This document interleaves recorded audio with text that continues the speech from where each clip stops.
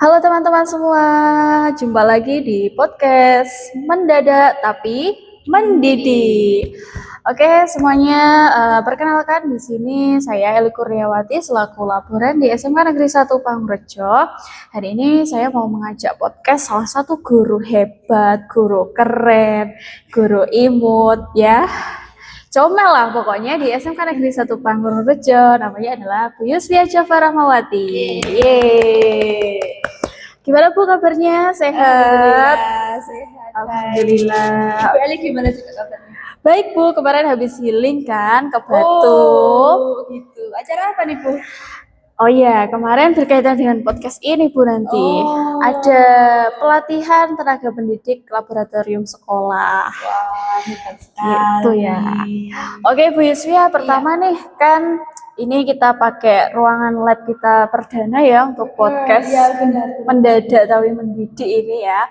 Meskipun kesannya mendadak tapi kita harapkan nanti obrolan kita ini ada isinya gitu ya. Berbobot gitu ya Bu ya. Berbobot terkait dengan laboratorium. Oke, siap. Oke, kebetulan Bu Yusfia dulu di kuliah jurusannya apa Bu? Ambil program studi apa? Kebetulan dulu kuliahnya ambil program studi kimia.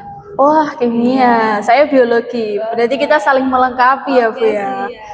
Oke, alhamdulillah di sini ngajar IPAS ya Bu. Iya, di SMK sini karena sekarang pakai kurikulum merdeka ya Bu ya. Adanya IPAS, proyek IPAS, jadi Iya, proyek IPAS teman-teman. Kami mengajar IPAS di sini, sudah tidak ada kimia lagi.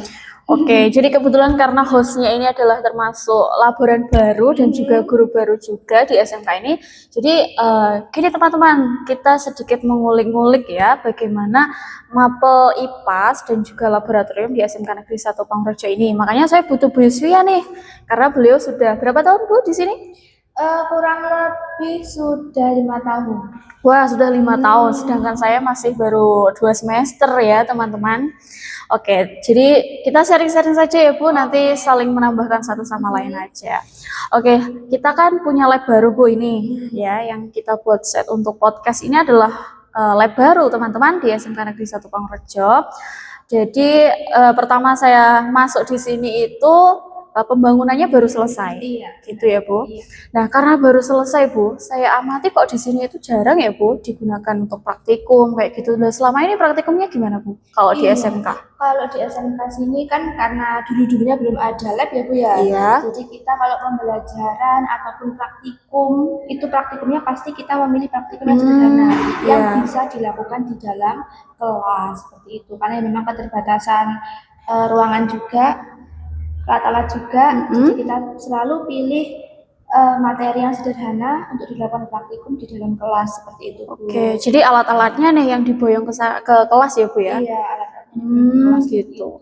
Nah kemarin itu teman-teman ketika saya diklat di BPGTK Jawa Timur ya, nah saya itu juga dapat pertanyaan dari istilahnya pemateri Bu. Ada Bapak Kamim sama Bu Lailis selaku istilahnya PLP ya. Mereka itu PLP Pranata Laboratorium yang sudah memiliki banyak pengalaman di Jawa Timur.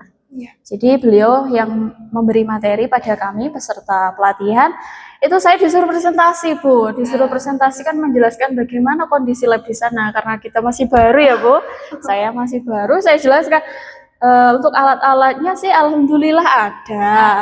Tapi 60% ya kelengkapannya dan fungsinya itu juga masih karena lama Bu. Lama, iya. Saya tanya sama kepala lab kita, Bu Patmi, itu kurang lebih hampir 10 tahun yang lalu alat itu ada.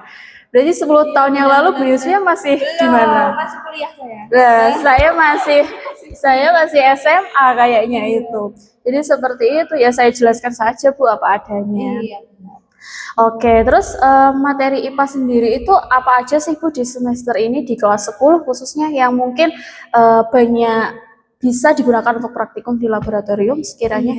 Ada 2 materi sih Bu yang bisa kita lakukan praktikum. Yang pertama itu zat dan perubahannya dan juga energi itu. Itu kan bisa sekali dipakai praktikum Iya, dalam kelas bisa itu. dipakai praktikum. Oh iya, for your information teman-teman, saya itu juga ngajar IPAS, tapi cuma satu kelas dan apa istilahnya karena baru juga, jadi saya juga banyak belajar dari kepala lab kita, Bu Patmi, terus juga ada Bu Yuswi, ada Iya, Bu Dina, sharing-sharing. ya sering-sharing gitu. Kemudian ini Bu, terkait dengan laboratorium ya Bu, karena kebetulan di sini baru saya yang dijadikan laborannya ya Bu ya. Jadi nanti misalkan ada kendala atau jenengan butuh apa ketika praktikum itu bisa menghubungi saya. Misalkan Bu di semester depan saya pengen praktikum ini alatnya ada apa tidak. Kalau ada saya misalkan saya kasih konfirmasi tidak ada Bu, berarti harus mengadakan dulu. Oh Seperti gitu, harus itu. mengadakan dulu. Atau Iya. nanti mungkin Bu Eli bisa mengakali nih, kalau misalnya nggak